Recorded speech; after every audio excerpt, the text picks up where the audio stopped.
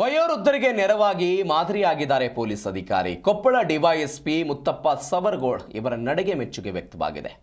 ಊರಿಗೆ ತೆರಳೋದಕ್ಕೆ ಹಣವಿಲ್ಲದೆ ವಯೋವೃದ್ಧರು ಕುಳಿತಿದ್ರು. ಊರಿಗೆ ಹೋಗಬೇಕಾಗಿತ್ತು, ಬಟ್ ಅವರ ಕಡೆ ಹಣ ಇರಲಿಲ್ಲ. ಪೊಲೀಸ್ ಕಚೇರಿಗೆ ಆಗಮಿಸುವ ವೇಳೆ ಈ ಡಿವೈಎಸ್ಪಿ ಅದನ್ನು ಗಮನಿಸಿದ್ದಾರೆ. ಯಾಕಿಲ್ಲಿ ಬಂದಿದ್ದೀರಿ ಏನು ಅಂತ ಕೇಳಿದ್ದಾರೆ ಡಿವೈಎಸ್ಪಿ. ಊಟಕ್ಕೆ ಪ್ರಯಾಣಕ್ಕೆ ನಮ್ಮ ಹತ್ರ ಹಣ ಇಲ್ಲ ಅಂತ ವಯೋವೃದ್ಧರು ಅಳಲು ತೋಡ್ಕೊಂಡ್ರು.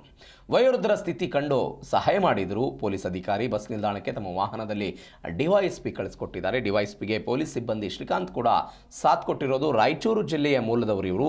ವಯೋವೃದ್ಧರಿಗೆ ಡಿವೈಎಸ್ಪಿ ನೆರವು ಮಾಡಿರೋದು.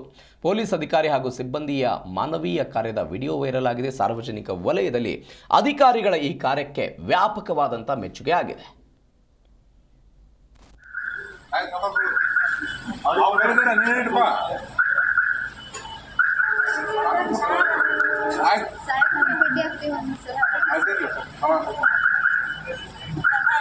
ಹುಷಾರ್ ಹೋಗ್ರಿ, ಕರ್ಕೊಂಡು ಅಪ್ಪಾಜಿ ದರ್ಶನ ಬಿಡ್ತಾರೆ. ಹೋಗ